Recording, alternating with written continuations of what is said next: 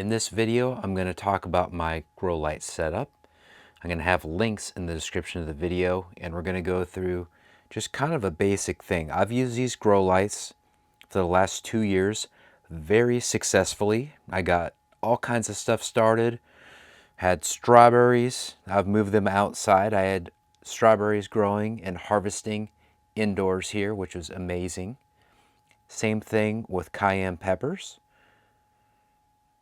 And this is one of my stations. I've got a station there that I'm in the process of setting up. That way when I've got other stuff going on, so far I've only got peppers going on. I'm going to move some of those peppers in here. And I'm also probably going to start some more peppers, basil, things of that nature in this setup.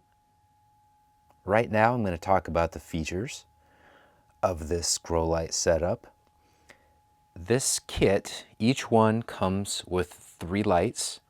I found that it's nicer when you have 2 sets put together. It just has a really nice concentration of light and really feeds the plant the light it needs. And to turn it off and on,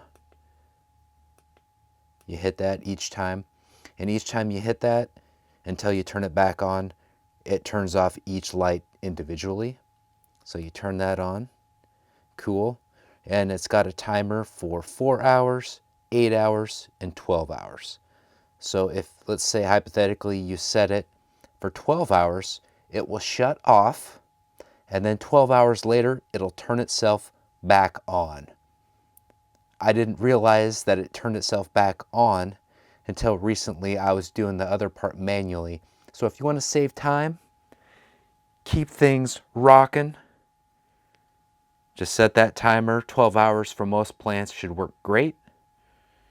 And there you go. If you have any questions about this grow light setup, leave them in the comment, and subscribe, and we are out.